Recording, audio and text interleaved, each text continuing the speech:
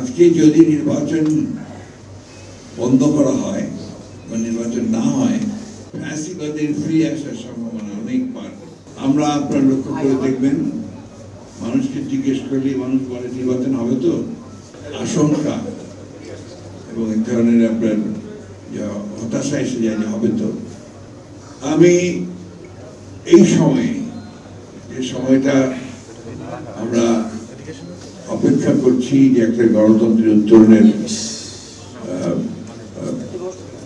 Road map আমরা পাবো।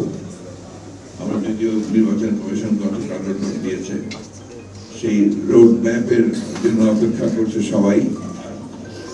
এখন এটাকে ঠিকমতো রাজনৈতিক দলগুলো, প্রতিষ্ঠানগুলো, সরকার যদি এগিয়ে নিয়ে যায়, তাহলে আমরা একটা মোটামুটি ভাবে একটা লক্ষ্যে পৌঁছাতে পারবো।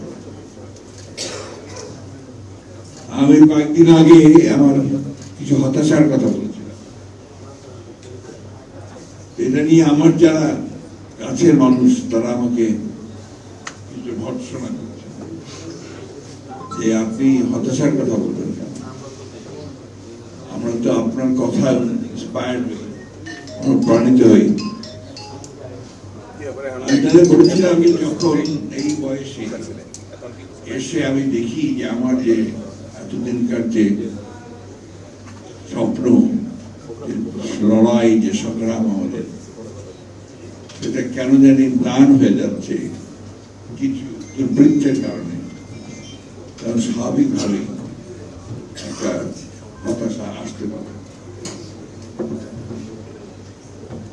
আমরা জানি যে রাজনীতিতে অবশ্যই মতভেদ থাকবে, রাজনীতিতে বিভিন্ন রকম চিন্তা থাকবে, মত থাকবে, কিন্তু এখন যে পরিবেশটা আমাদের আছে, এই পরিবেশটাতে আমাদের জনগণ কিন্তু অত্যন্ত বিভ্রান্তির মধ্যে পড়ে যাচ্ছে।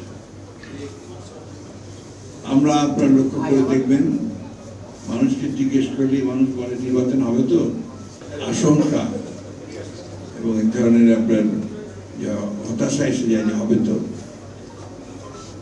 আমি যেটা বলি সবসময় যে নির্বাচন হবেই, এবং যে ঘোষণা দেওয়া হয়েছে সেই সময়টাতেই হবে।